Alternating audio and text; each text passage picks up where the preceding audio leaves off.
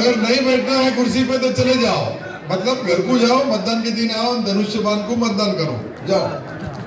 हाँ, घर से भी कर सकते ना, जिसका उम्र कितनी 75 है किधर ये आगे साइड के लोग बैठ जाओ पीछे, ये इधर काम कर रहे हैं उधर कर रहे हैं।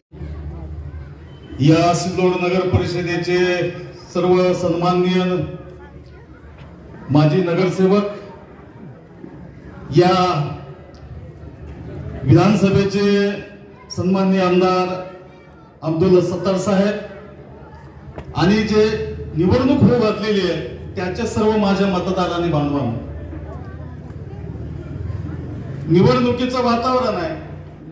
या 8 दिवसाच्या तारखाची घोषणा होणार आहे आणि त्याच्यानंतर खरी रणधुमाळी सुरू होणार आहे।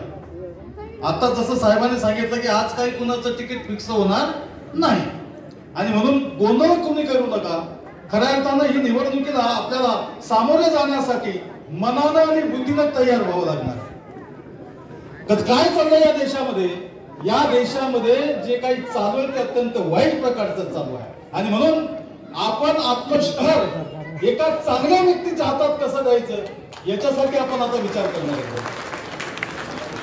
नगरपालिका जसं डॉक्टर बाबासाहेब आंबेडकरांनी लोकशाहीमध्ये लोकशाही लोकांच्या हितासाठी चालवण्यात यावी याच्यासाठी काही प्रकारच्या या ठिकाणी रचना केलेल्या आहेत।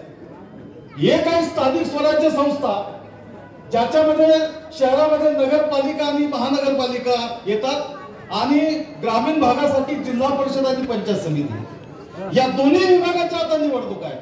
त्या एकत्र होतील वेगवेगळ्या होतील हे आता निवडणूक आयोग ठरवेल, परंतु कधी झाली तरी आता या पहिल्या 2 महिन्यात आपल्या सिल्लोड शहराची निवडणूक आहे।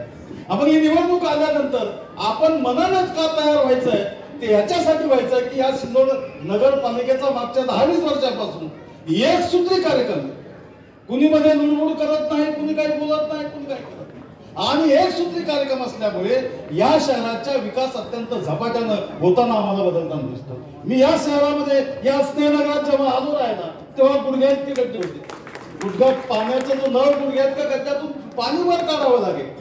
आज तेच पाणी वर असं वर दुसऱ्या छतावर जिथं टाकीत त्या टाकीत जाऊन पडते डायरेक्ट बिना मोटरचं। म्हणजे ही परिस्थिती बदललेली परिस्थिती आहे। या नगरपालिका काय करते? नगरपालिका आपल्या आरोग्याची काळजी घेते, नगरपालिका आपल्या लेकराच्या शिक्षणाची काळजी घेते, नगरपालिका आपल्या शहराच्या स्वच्छतेची काळजी घेते आणि याच्या सोबतच मानवाच्या सर्वांगीण विकासासाठी ज्या ज्या गोष्टी आवश्यक आहेत त्या सगळ्या गोष्टी शहरासाठी नगरपालिकेतून तयार होतात आणि या नगरपालिकेनं मागच्या 20 वर्षापासून आपल्याला हे सगळं देण्याचं काम केलेलं आहे आणि अब्दुल सत्तार साहेबांच्या नेतृत्वामध्ये मला सांगायला थोडं म्हणजे काय म्हणजे लाज वाटत नाही। त्याचं कारण असं आहे की मागच्या 20 वर्षात मी यांच्या विरोधातच होतो। मागची जी निवडणूक झाली असेल नगरपालिकेची तेव्हा आम्ही साहेबांच्या विरोधात होतो, आमचं आयुष्य विरोधातच तयार झालंय। परंतु जेव्हा ज्या ज्या गोष्टी तालुक्याच्या विकासाच्या संदर्भात जेव्हा लक्षात येतात तेव्हा कळतं की माणसाची ताकद काय आणि म्हणून मागच्या विधानसभेपासून मी साहेबाच्या खांद्याला खांदा लावून या ठिकाणी काम करत आहे, भविष्यात आयुष्यभर करत राहील या ठिकाणी एवढंच सांगतो। आणि या येणाऱ्या नगरपालिकेच्या निवडणुकीमध्ये साहेब तुम्ही कुणाला खांद्यावर हात टाका, कुणाला तिकीट द्या, त्याचं प्रामाणिकपणे आम्ही या ठिकाणी काम करू एवढंच या ठिकाणी ग्वाही देतो आणि थांबतो। जय हिंद, जय भारत।